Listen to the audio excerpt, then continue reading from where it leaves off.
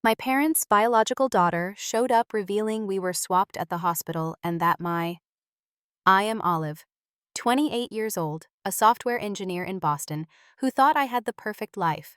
My relationship with my parents was always special, especially with my dad, who nurtured my love for technology. Then one Sunday dinner, everything shattered when a woman named Sophia arrived at our doorstep. A DNA test confirmed the unthinkable truth we were swapped at birth. The shock was devastating, but nothing compared to watching my parents slowly replace me with their biological daughter. Before I continue with how my life changed forever, let me know where you're watching from and hit that subscribe button if you've ever felt replaced by someone in your life. Growing up in a middle-class suburb of Boston, I never questioned that I belonged with my family.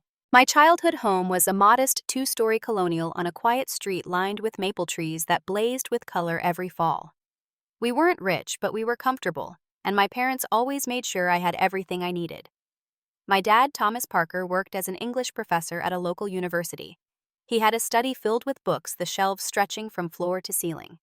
Though literature was his passion, he always supported my interest in computers and technology. I remember sitting at his desk when I was 8 years old, completely absorbed in solving puzzles on the family computer. Instead of pulling me away to do something more traditional, Dad bought me coding books for kids and signed me up for computer camp that summer. Mom was different. Margaret Parker worked as a high school art teacher. She was talented with watercolors and loved attending gallery openings. While she was always supportive, there was a certain distance between us. She tried getting me interested in painting when I was younger, but I preferred logic puzzles and math problems. Looking back now, I realize she was a bit disappointed that I didn't share her artistic sensibilities, but she never made me feel bad about it. Despite our differences, we were a family. Every Christmas morning, we would eat cinnamon rolls while opening presents. Every summer, we took a 2-week vacation to Cape Cod. I grew up feeling secure, knowing my place in the world. School came easily to me. I was always drawn to math and science, earning straight A's in those subjects with minimal effort. In high school, I joined the robotics team and led our group to the state championships. My bedroom walls were covered with academic achievement certificates rather than boy band posters. When college application time came around, I applied to 7 schools and got accepted to all of them, including MIT. The day that acceptance letter arrived, Dad spun me around in the kitchen, both of us laughing with pure joy. College was challenging but rewarding. I double majored in computer science and electrical engineering, often pulling all-nighters to complete projects. My roommate thought I was crazy for choosing such a difficult path, but I thrived under pressure. During my senior year, I landed an internship at Horizon Technologies, one of the most innovative tech companies in Boston. They offered me a full-time position before I even graduated. After college, I rented a small but modern apartment in Cambridge, close enough to visit my parents regularly, but far enough to have my own life. Every Sunday, I would drive to their house for family dinner. No matter how busy work became, I never missed those dinners. They were sacred to me. My career took off quickly. I had a knack for solving complex problems that others found intimidating. Within 3 years, I was leading my own development team, and my ideas were being implemented in products used by millions of people. Work was fulfilling, but sometimes lonely. I dated occasionally, but nothing ever seemed to stick.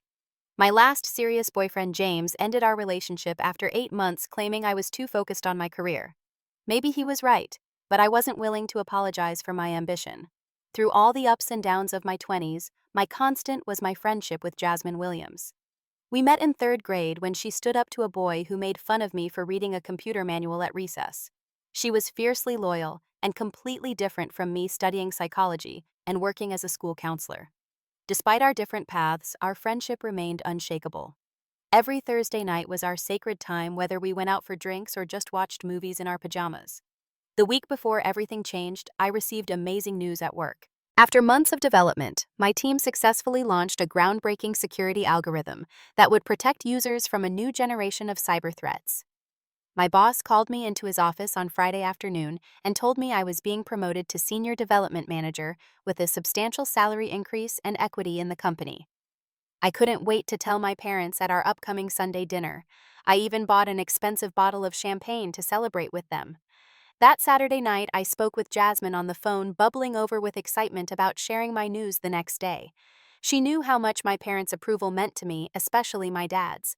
We talked for hours about my new responsibilities and how this could lead to even bigger opportunities in the future. Before hanging up, Jasmine said something that would later seem prophetic. The Parkers are going to be so proud of their brilliant daughter. If only I had known that would be the last night I felt secure in my identity as a Parker. The last night before I learned that everything I thought I knew about myself was built on a hospital mistake 28 years ago. The last normal night of my life. The next day dawned bright and clear, a perfect October Sunday. I spent the morning cleaning my apartment and answering a few work emails before getting ready for family dinner. I wore a new navy blue dress I had splurged on to celebrate my promotion, and even took extra time with my makeup and hair. The champagne was chilling in a cooler in my car. Driving to my parents' suburban home, I rehearsed different ways of sharing my news. Should I tell them right away or wait until dinner? Should I make a toast or just casually mention it during conversation? I was so absorbed in these thoughts that I almost missed my exit. When I arrived at 4 o'clock sharp, I immediately sensed something was off. Dad usually greeted me at the door with a warm hug, but today he opened it with a distracted smile. The house smelled like Mom's special pot roast, but there was a tension in the air that I couldn't explain. "Is everything okay?" I asked, setting down the champagne on the entryway table. Dad ran a hand through his graying hair. Yes, everything's fine. Just a bit of a situation we need to discuss." Mom appeared from the kitchen, wiping her hands on her apron. Her eyes looked puffy as though she'd been crying. "Olive, sweetie," she said, "we're having an extra guest for dinner today. Someone we've recently met who is very important." I frowned, confused by their strange behavior. "Who is it?" "A new colleague." They exchanged a look that made my stomach tighten. "No, not a colleague," Dad said carefully. "Why don't we all sit down in the living room for a minute before dinner?" The three of us sat awkwardly, me on the armchair while my parents perched on the edge of the sofa like nervous birds. Mom kept fidgeting with her wedding ring, a habit she had when she was anxious. "Olive." Mom began, her voice trembling slightly. "Something quite unexpected has happened. About a week ago, we received a letter from a young woman named Sophia Bennett. She had some information that was quite shocking." Before she could continue, the doorbell rang. Both my parents jumped at the sound. "That must be her," Dad said, standing up quickly. "Please try to keep an open mind, Olive." As he went to answer the door, I looked at Mom in confusion. "What's going on?" She just shook her head, tears forming in her eyes. "You'll understand in a minute."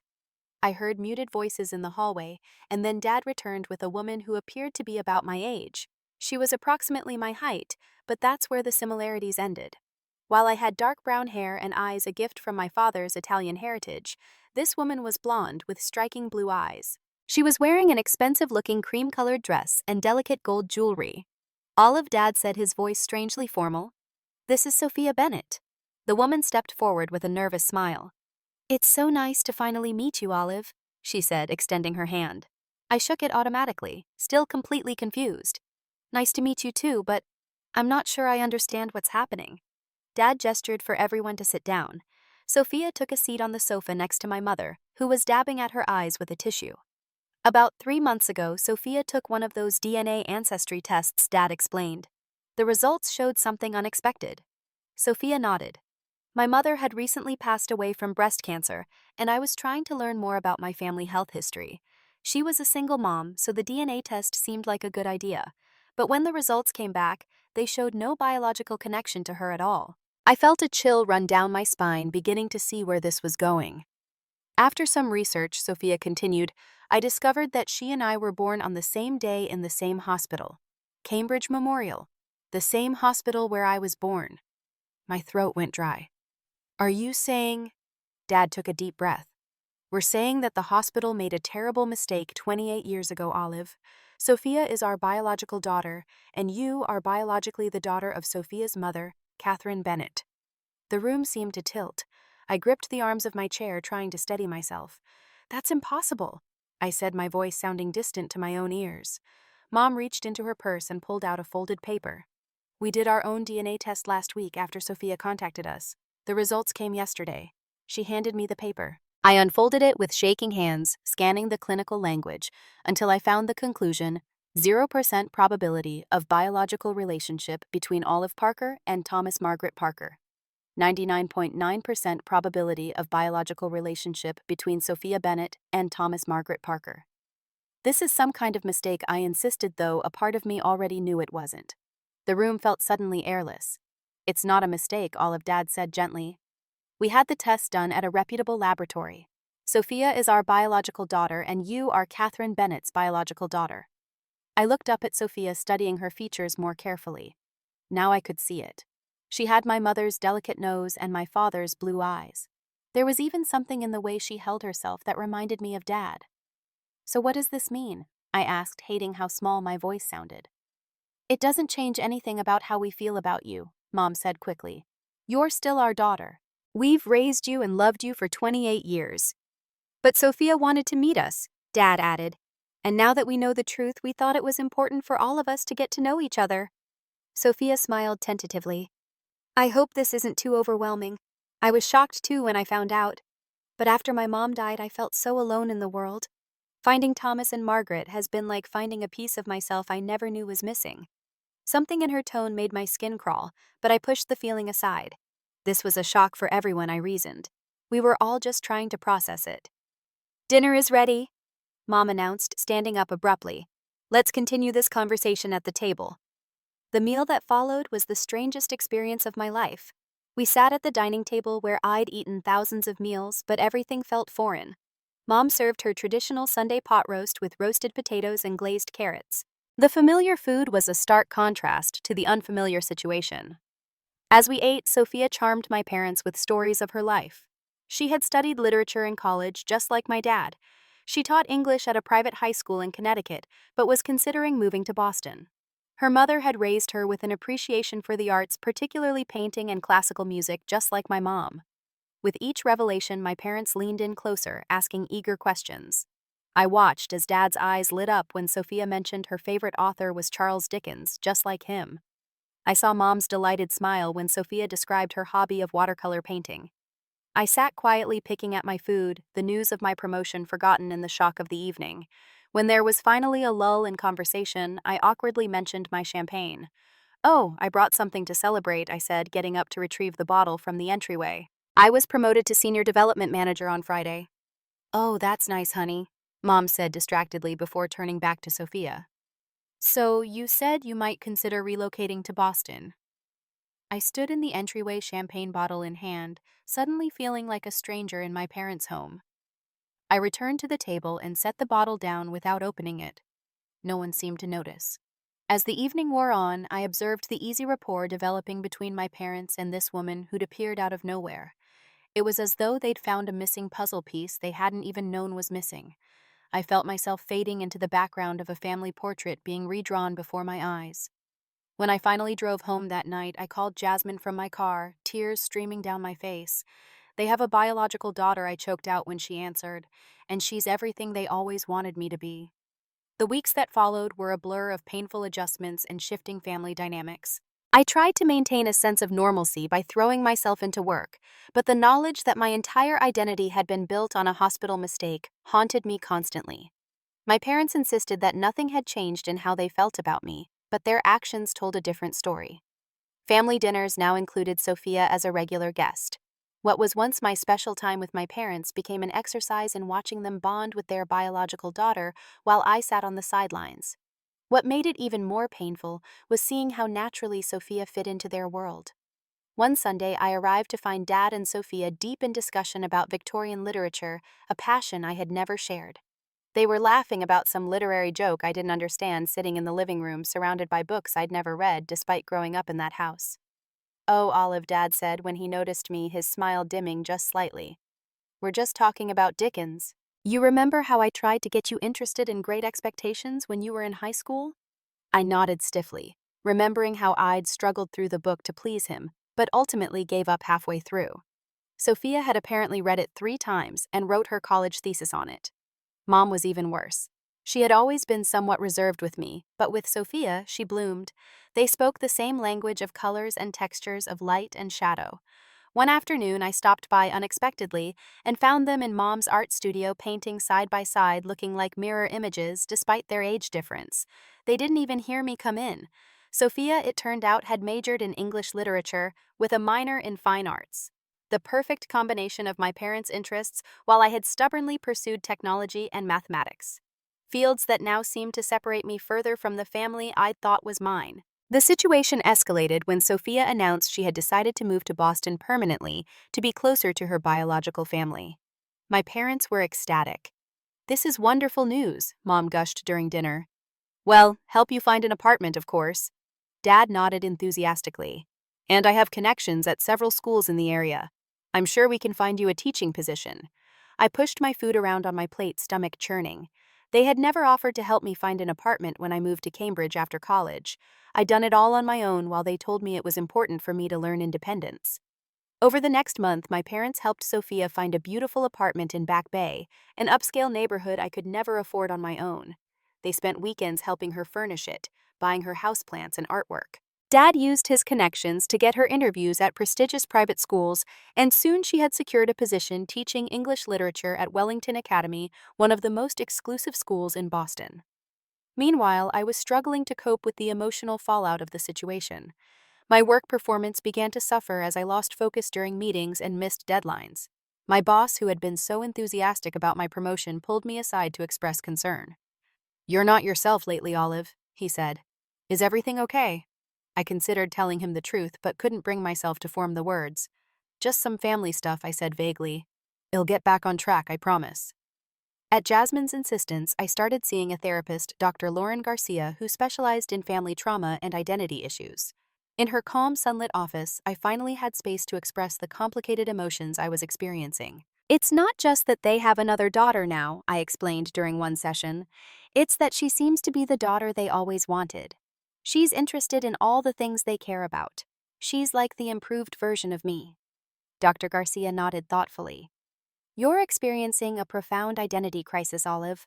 Not only are you questioning your genetic heritage, but you're also questioning your place in your family system. That's incredibly difficult. The therapy helped, but it couldn't change the reality of my situation. My parents continued to drift toward Sophia, including her in family traditions that had once been sacred to me. They invited her to their anniversary dinner at Lombardo's, the Italian restaurant where we'd celebrated special occasions throughout my childhood. They showed her old family photo albums telling her stories about relatives she was actually related to, while I realized I had no biological connection to any of them. The extended family was even worse. At a cousin's wedding, my Aunt Sarah studied Sophia and remarked loudly, "Now I understand why you never quite looked like a Parker Olive. But Sophia here has the classic Parker features."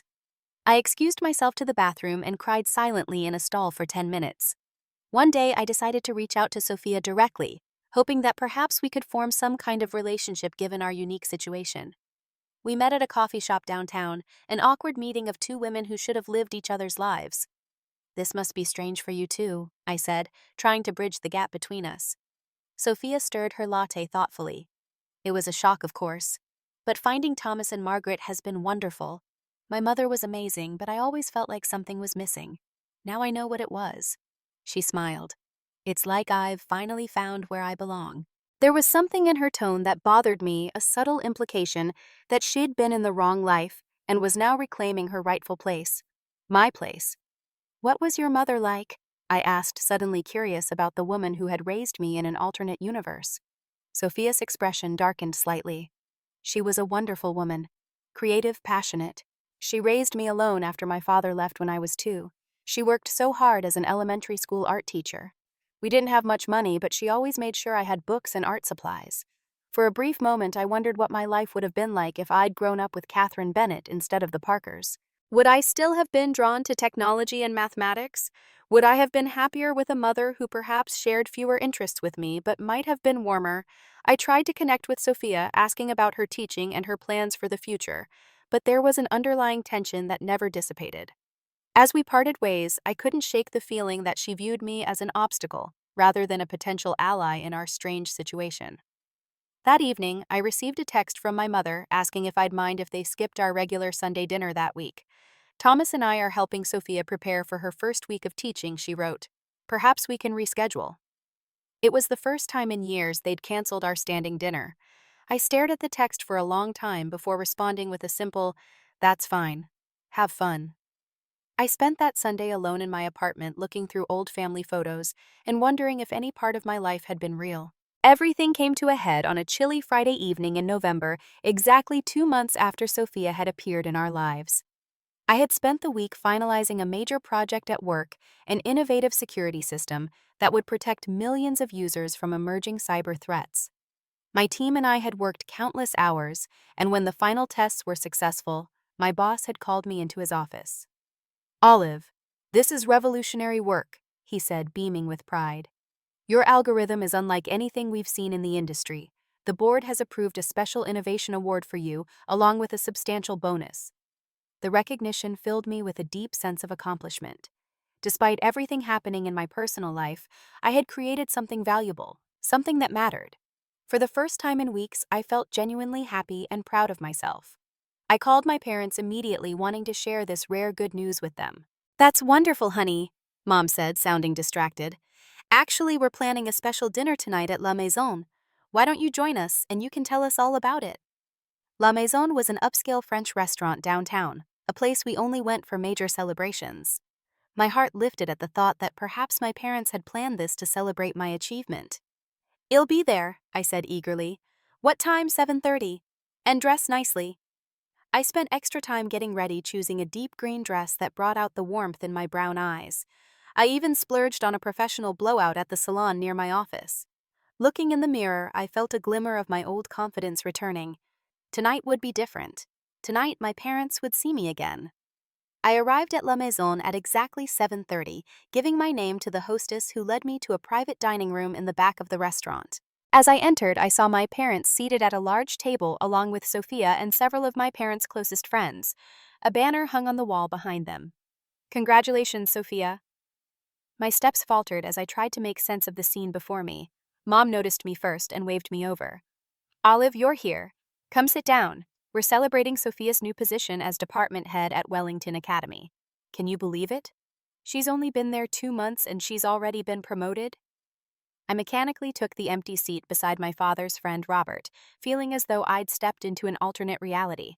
The table was covered with expensive wine bottles and elaborate flower arrangements. My father stood up, raising his glass in a toast. To my amazing daughter, he began, his eyes fixed on Sophia. "From the moment we discovered the truth, I've felt like a missing piece of my heart has been restored. Sophia, you are everything a father could hope for in a daughter. Your intelligence, your love of literature, your artistic sensibility. These are the Parker family traits that live on in you. I'm so proud that you're following in my footsteps in academia, and now with this well-deserved promotion, the world can see what we've already recognized. You're extraordinary." Tears glistened in his eyes as everyone raised their glasses. My mother stood next, her voice choked with emotion. "For years, I always felt something was missing," she said. "I never quite understood why my own daughter showed no interest in the arts that have defined my life. But now I understand she looked directly at Sophia. It's because my real daughter was out there waiting to find her way back to us. Having you in our lives these past months has been like finally having my daughter back." The words hit me like physical blows. I sat frozen, unable to breathe, as everyone at the table beamed at Sophia, who dabbed delicately at her eyes with a napkin. "Thank you so much," she said. "Finding my biological family has been the greatest gift. I finally know where I belong." After a few more congratulatory speeches, the conversation turned to Sophia's achievements and plans. I sat silently picking at the expensive food placed before me, completely forgotten at the table. When there was finally a lull in conversation, I cleared my throat. "I actually have some news too," I said, my voice sounding strained even to my own ears. "My security algorithm won the Company Innovation Award. It's going to be implemented across all our platforms next month." There was a brief moment of silence before my dad said, "That's nice, honey," in the same tone he used to acknowledge my childhood artwork before turning back to Sophia. "So tell us more about the curriculum changes you're planning." The evening continued this way, with Sophia at the center of attention while I faded into the background. When it came time for pictures, I was physically moved aside so that my parents could pose with Sophia between them, the perfect family portrait. At one point, I went to the restroom to collect myself and overheard my mother and aunt talking at the sinks. "It all makes sense now," Mom was saying. "I always wondered why Olive was so different from us. The way she was always tinkering with computers instead of appreciating art or literature. She never quite fit, did she?" Aunt Linda nodded sympathetically. "And look how natural it is with Sophia. She's a true Parker through and through." I stood frozen in the bathroom stall, their words confirming my deepest fears. I had never truly belonged. The past 28 years of my life had been built on a mistake, and now that mistake was being corrected with me as the unfortunate casualty. When I returned to the table, dessert was being served. A beautiful cake decorated with congratulations and Sophia's name in elegant script. I watched as she cut the first piece, my parents looking on with adoration. Something inside me finally broke. I stood up abruptly, my chair scraping loudly against the floor. Everyone turned to look at me, surprised by the interruption. "I need to leave," I said, my voice shaking. "But we've just brought out the cake," Mom protested. I grabbed my purse. "I think you've made it perfectly clear where I stand in this family now. Congratulations on finding your real daughter. I hope she's everything you always wished I would be." I strode out of the restaurant, ignoring my parents' calls behind me. In the parking lot, tears blinded me as I fumbled for my car keys. I was so distraught that I didn't see the low concrete barrier and tripped, falling hard on the asphalt. The physical pain barely registered through my emotional agony. I sat there in the parking lot, my expensive dress torn, my knees bleeding, sobbing uncontrollably. 28 years of being Thomas and Margaret Parker's daughter, and it had taken only 2 months for them to replace me with the daughter they had always wanted. I managed to call Jasmine, who arrived within 20 minutes, to find me still sitting in the parking lot. "Oh my God, Olive, what happened?" she asked, helping me to my feet. "They don't want me anymore," I sobbed as she guided me to her car. "They have their real daughter now." As we drove away from the restaurant, I made a decision. I wouldn't let them erase 28 years of being their daughter. I wouldn't fade away quietly. I needed to take back control of my life and my identity, whatever that meant now. I called in sick to work the next day, something I had never done before. My knees were bruised from my fall in the parking lot, but the physical pain was nothing compared to the emotional trauma I was experiencing. Jasmine came over early, bringing coffee and bagels that I couldn't eat. We sat on my couch, surrounded by tissues, as I recounted every painful detail of the previous night's dinner. "I can't believe they would do this to you," Jasmine said, her voice tight with anger. 28 years and they just toss you aside for someone who shares their DNA. That's not what being a parent is about. Her loyalty was a lifeline in my sea of confusion and hurt. "How can I compete with someone who is literally designed to be their daughter?" I asked miserably. "She has my dad's eyes and my mom's artistic talent. She's studying literature and art. She's everything they wanted me to be." Jasmine took my hands firmly in hers. "Listen to me, Olive Parker. You are not in competition with this woman. Your worth isn't determined by how similar you are to your parents. You are brilliant and kind and determined, and if Thomas and Margaret can't see how lucky they are to have raised someone like you, then that's their loss, not yours." Her words were like a small flame in the darkness. I squeezed her hands gratefully. "What do I do now?" "You remember who you are," Jasmine said. "DNA doesn't make a family. Love and history and shared experiences do, and you need to decide what kind of relationship you want with your parents going forward, one that respects your dignity and worth." Over the next few days, I did extensive research into similar cases of hospital baby swaps. There weren't many documented cases, but in those that existed, families had handled the situation in various ways. Some maintained relationships with both children, treating them equally as family members. Others sought financial compensation from the hospitals responsible. A few even formed blended family relationships with the other biological parents. I also consulted with Dr. Garcia in an emergency therapy session. She helped me process my feelings and think about boundaries. "What your parents did was deeply hurtful," she acknowledged. "They may not even realize the message they were sending." People often get caught up in the biological connection without considering the emotional impact of their actions. "They told me nothing would change," I said bitterly. "But everything has changed." Dr. Garcia nodded. "Now you need to decide what you want your relationship with them to look like moving forward. You can't control their behavior, but you can set boundaries about what you're willing to accept." I also consulted with a family attorney, Alexandra Winters, to understand my legal standing. She explained that while the hospital could potentially be liable for the mix-up, there was no legal recourse against my parents for how they were treating me. "Legally, you're still their daughter," she explained. "The adoption laws in Massachusetts consider the parents who raise a child to be the legal parents regardless of biological connection, but I can't force them to treat you equally, I'm afraid." Armed with this knowledge and support, I made the difficult decision to establish clear boundaries with my parents. I spent an entire day drafting a letter, pouring out my feelings about their behavior since Sophia's arrival. "Dear Mom and Dad," I wrote, "I understand that discovering Sophia is your biological daughter has been a profound experience for you. I can't imagine how it feels to suddenly find the child you never knew you lost. But in your excitement and joy at finding her, you've forgotten that you already have a daughter who loves you and has built her identity around being your child for 28 years. I detailed specific instances where they had hurt me, from helping Sophia find an apartment when I had to do it alone to the disastrous dinner where they had practically ignored my professional achievement. I was honest about the pain of hearing my mother say she finally had her real daughter back. I love you both, and I always will, I concluded. But I need you to understand that your actions have consequences.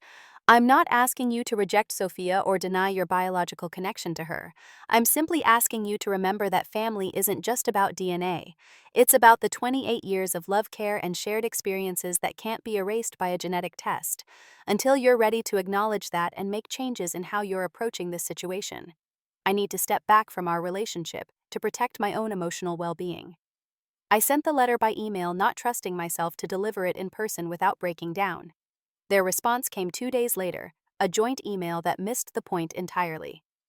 "Olive, you're overreacting," they wrote.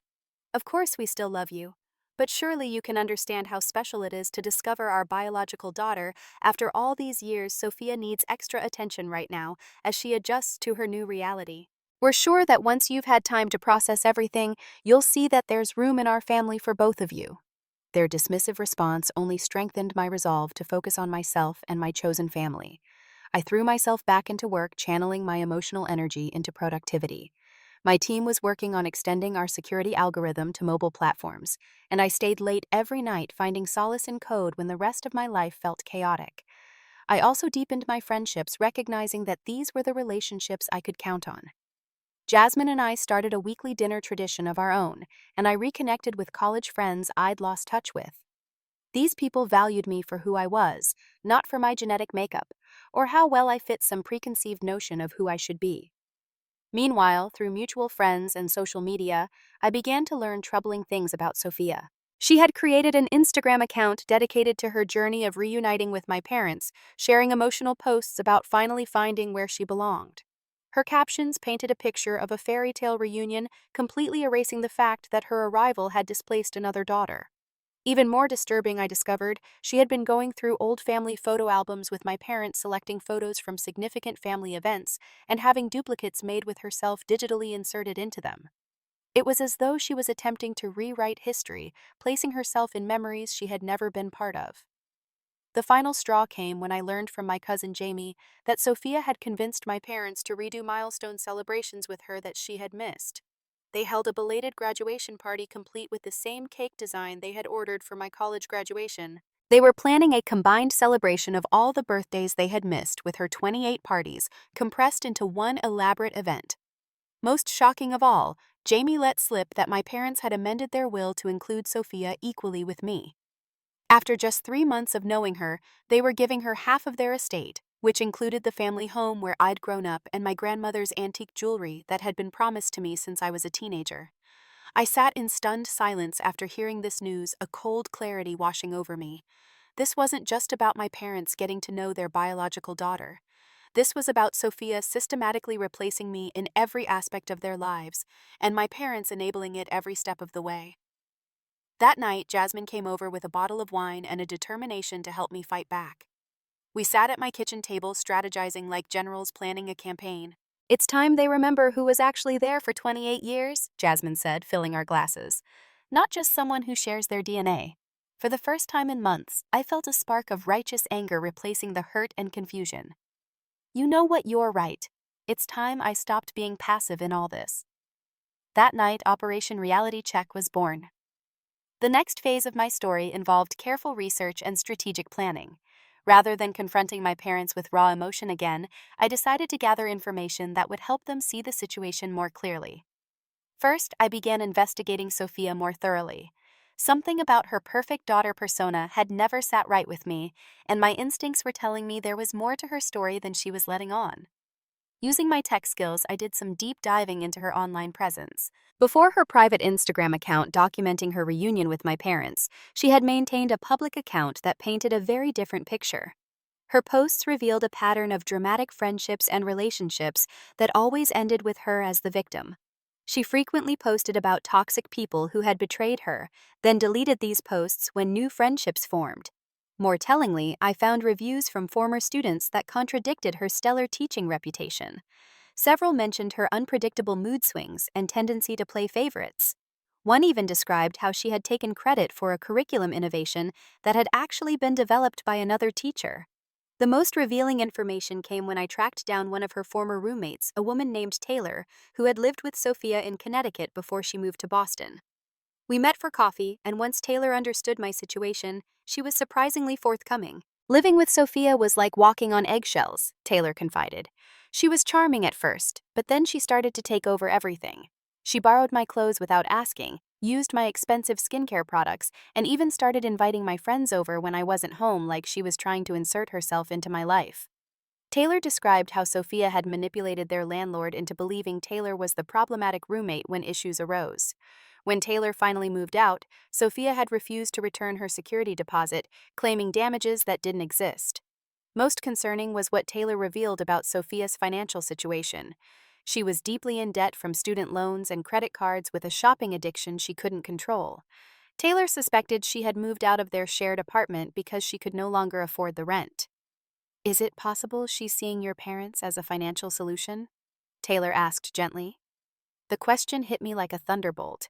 I had been so focused on the emotional aspects of the situation that I hadn't considered the practical ones. Could Sophia be manipulating my parents for financial gain? Further research revealed a concerning pattern. Through careful conversations with extended family members, I learned that Sophia had already borrowed significant sums from my parents: $9,000 for car repairs, $5,000 for a teaching certification program, and most recently, $12,000 to furnish her new apartment. I also discovered through my cousin Jamie, who worked at Wellington Academy, that Sophia had greatly exaggerated her promotion. She wasn't department head, but had merely been asked to lead a curriculum committee, a standard responsibility for new teachers. She had inflated her achievement to impress my parents. Meanwhile, I continued to document every instance of hurtful behavior from my parents since Sophia's arrival.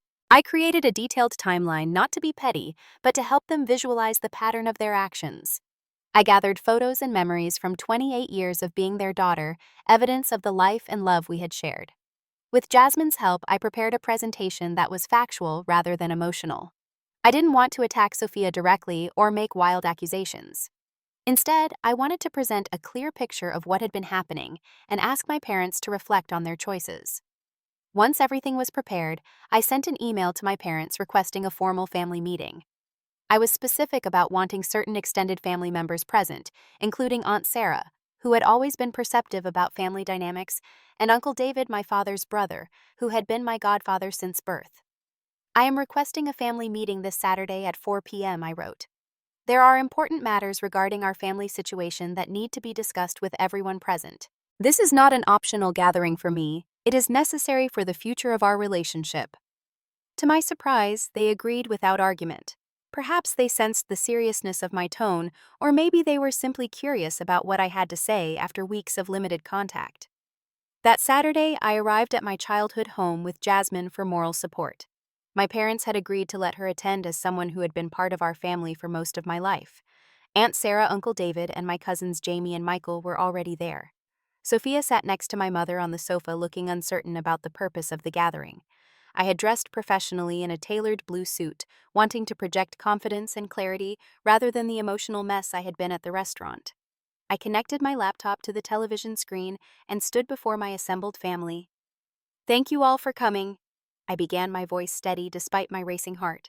Over the past 3 months, our family has experienced a significant disruption with the discovery that Sophia and I were swapped at birth. Today, I want to talk about how we've handled this situation and what it means for our family moving forward. I started with a simple timeline of events since Sophia's arrival, objectively presenting the gradual shift in my parents' behavior toward both of us. I showed side-by-side comparisons of how they had responded to similar situations with each of us. For example, my having to find an apartment on my own versus their extensive help with Sophia's housing. I then presented a slideshow of family memories, birthdays, graduations, vacations, ordinary Sunday dinners. 28 years of being Thomas and Margaret Parker's daughter, documented in photographs and stories. This is our family history.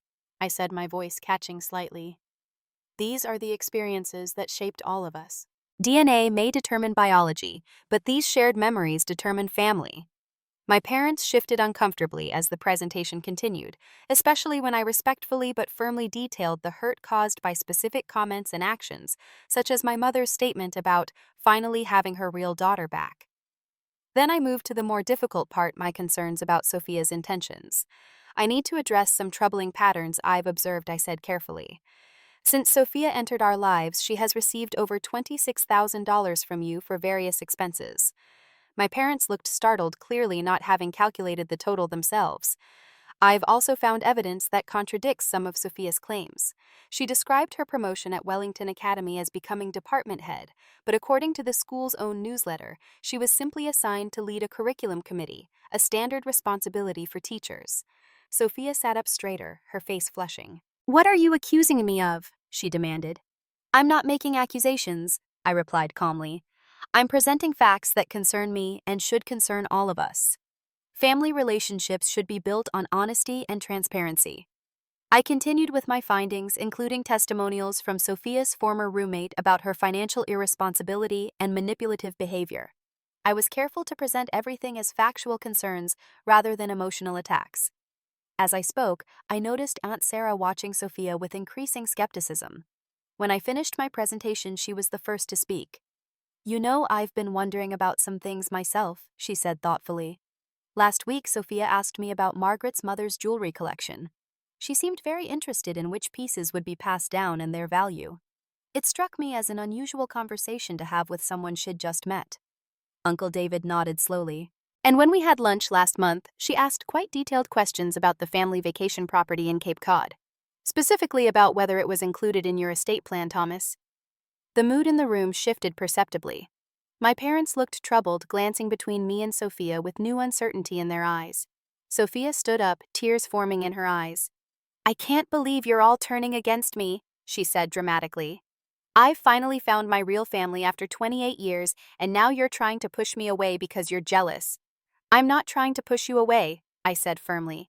"I'm simply asking everyone to look at the situation objectively. Being family isn't just about DNA. It's about love, history, and trust. All I'm asking is that my parents recognize that while you may be their biological daughter, I'm still their daughter in every way that matters. And that means treating me with the same respect and consideration they've shown you." My mother started to speak, but Sophia interrupted with an outburst that surprised everyone. "You don't deserve to be their daughter," she cried. "Look at you. You don't even look like them. You don't share any of their interests. You were never the daughter they wanted." The room went silent at this raw admission of what had perhaps been Sophia's true feelings all along. My father stood up, his face pale. "Sophia, that's enough," he said sharply. "But it's true," Sophia insisted, her composure crumbling. "Margaret told me herself that she always felt something was missing with Olive, that she never understood why her own daughter showed no interest in art. And you, Thomas, you said you always wished for a daughter who loved literature like you do. Well, here I am. I'm the daughter you should have had all along." My parents looked stricken, unable to deny words they had apparently spoken to Sophia in private. The extended family watched in shocked silence as the perfect facade finally cracked. I let the moment settle before speaking again, this time directly to my parents. "Is that true?" I asked quietly. "Have you always felt I was a disappointment because I didn't share your interests?" My father looked ashamed. "No, Olive, that's not it. We were just surprised to find someone who was so similar to us in so many ways." Aunt Sarah stood up, moving to stand beside me. "Thomas, Margaret, listen to yourselves. You've raised an extraordinary woman in Olive. She's brilliant, successful, and has always been there for you. And you're throwing away that relationship for someone who frankly seems to be taking advantage of your guilt and confusion." Jamie, my cousin who worked at Wellington, added her perspective. "I hate to say this, but there's been talk at school about Sophia. She's already borrowed money from 2 other teachers claiming family emergencies. And the curriculum committee thing. She actively campaigned for that position by telling the principal she had extensive experience developing literature programs, which my friend in HR says wasn't on her resume at all." As more family members began to share their observations and concerns, Sophia's facade crumbled further. When cornered about the financial requests, she became defensive and contradictory, first denying some of the loans, then claiming they were gifts freely offered by my parents. Finally, my Uncle David, always the family mediator, turned to Sophia. We understand that finding out about your biological origins was a shock, and we sympathize with your desire to connect with Thomas and Margaret. But family isn't something you can claim or steal. It's something you build through trust and honesty and shared experiences. Olive has 28 years of that with this family. You can't expect to replace that in 3 months, especially not through manipulation. Sophia looked around the room, seeming to realize she had lost control of the narrative. Without another word, she grabbed her purse and stormed out, slamming the front door behind her. In the silence that followed, I looked at my stunned parents and delivered the statement I'd been preparing for weeks. DNA doesn't define family, I said quietly. Love does. History does. 28 years of being your daughter can't be erased by a genetic test. I'm not asking you to reject Sophia or deny your biological connection to her. I'm simply asking you to remember who was actually here for all those years, who loved you and was loved by you. If you can't do that, then perhaps we need to redefine what our relationship looks like going forward. I gathered my things and, with Jasmine beside me, walked out of my childhood home with my head held high. For the first time since Sophia had appeared in our lives, I felt like I had reclaimed some measure of control over my own story. 2 months passed with minimal contact between me and my parents. I focused on healing and rebuilding my sense of self, which had been so profoundly shaken by recent events. Through weekly therapy sessions with Dr. Garcia, I began to process the complex emotions of the situation. One of the hardest realizations was accepting that my parents were flawed humans who had made serious mistakes. I'd always idealized them, especially my father, seeking their approval in everything I did. Now I had to create an identity that wasn't dependent on being Thomas and Margaret Parker's perfect daughter. Work became my sanctuary during this time. The security algorithm my team had developed was implemented across all company platforms and was already showing impressive results in preventing cyber attacks. I received another promotion, this time to Director of Security Innovation, with a team of 30 developers under my leadership. My friendship with Jasmine deepened further, and I expanded my social circle through a tech women's networking group. Slowly, I built a support system that wasn't centered around my family identity. I started volunteering at a coding camp for underprivileged girls, finding purpose in mentoring young women interested in STEM fields. One evening in early February, my phone rang with my father's number. I hesitated before answering, my heart racing. Olive? His voice sounded tentative, vulnerable in a way I'd never heard before. I wondered if you might be willing to meet me for coffee sometime this week. Just the two of us. I agreed to meet him at a neutral location, a coffee shop halfway between my apartment and my parents' house. When I arrived, he was already there, looking older and more tired than I'd ever seen him. For a man who had always carried himself with confident authority, he seemed diminished. "Thank you for coming," he said as I sat down across from him. "I wasn't sure you would. I decided to be direct. Why did you want to meet?" He took a deep breath. "To apologize. Properly. What your mother and I did was inexcusable. We got caught up in the shock of finding our biological daughter and lost sight of the daughter who had been right in front of us all along. The daughter who has made us proud every day for 28 years. His voice broke on these last words, and I was surprised to see tears in his eyes. My father rarely showed such emotion. "What happened with Sophia?" I asked, my voice steadier than I expected.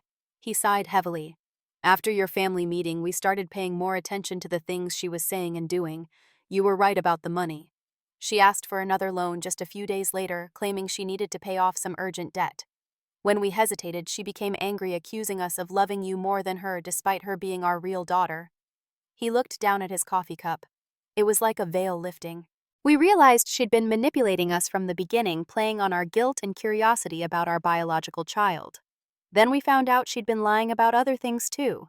Her teaching position, her relationship with her adoptive mother, even her educational background." "What do you mean?" I asked. "She never finished her master's degree, though she claimed she had. And according to her former colleagues in Connecticut, she left her previous job under suspicious circumstances. There were accusations of misappropriating school funds. I let this information sink in, feeling no satisfaction in being proven right. And now he looked up at me with red-rimmed eyes. "We're trying to understand how we could have been so blind, how we could have hurt you so badly in the process. Your mother is devastated. We both are." I remained silent, waiting for him to continue. "The last time I saw you this hurt was when you were 7 years old and fell from the treehouse I built in the backyard," he said, his voice soft with memory. "You broke your arm, and I remember thinking I'd never forgive myself for not making the railings higher. But this is so much worse. We broke your trust, Olive. We made you feel like you weren't enough, like you weren't truly our daughter. I don't know if you can ever forgive us for that, but I need you to know how deeply sorry we are. The sincerity in his voice touched something in me, but I wasn't ready to simply let it all go. Where is Sophia now? Gone, he said simply. After we confronted her about her lies and told her we wouldn't be giving her any more money, she disappeared. Last we heard, she moved to Chicago. He hesitated. She wasn't who we thought she was, but you've always been exactly who you are. Honest, brilliant, determined. Our daughter. I felt tears forming but blinked them back. It may take time for me to trust you again, I said honestly. What you and Mom did hurt me deeply. He nodded. We understand. We don't expect immediate forgiveness. We're prepared to rebuild our relationship however long it takes on whatever terms you need. We talked for over 2 hours in that coffee shop. He told me how they had sought counseling to understand their own behavior, how they'd realized their excitement over finding their biological daughter had activated some primitive instinct that temporarily overrode their rational minds. He apologized repeatedly without excuses or justifications. At the end of our conversation, he asked if I might be willing to meet with both him and my mother the following week. I agreed but made it clear that we would need to rebuild slowly. When I finally met with both my parents the next Saturday, the conversation was difficult but necessary. My mother sobbed as she apologized, admitting that she'd been drawn to the idea of having a daughter who shared her artistic sensibilities. I've always been proud of you, Olive, she insisted through tears, but I let myself get caught up in a fantasy of what might have been instead of appreciating what actually was. Can you ever forgive me? I wasn't ready to fully forgive yet, but I was willing to start the process of healing. We began with small steps, a weekly phone call, an occasional dinner at a restaurant neutral territory. My parents went to family therapy, and sometimes I joined them for sessions focused on rebuilding trust. During this period of cautious reconciliation, I received unexpected news that added another layer to my complex identity. Sophia's adoptive mother, Catherine Bennett, had been searching for information about her biological daughter after Sophia revealed the hospital mix-up. Through the same DNA testing service, she had found me. I was hesitant to meet her at first, still raw from the experience with Sophia, but curiosity won out, and we arranged to meet at a quiet restaurant on the outskirts of Boston. Catherine was nothing like I expected. She was a petite woman with dark hair like mine and warm brown eyes that studied me with wonder. She had the same constellation of freckles across her nose that I'd seen in my own mirror all my life. "Look at you," she breathed when we met. "You're beautiful." The meeting was emotional but healing. Catherine had been diagnosed with terminal cancer 6 months earlier and had limited time left. Unlike my parents, she made no demands or expectations. She simply wanted to meet the daughter she had unknowingly lost, to see the woman I had become.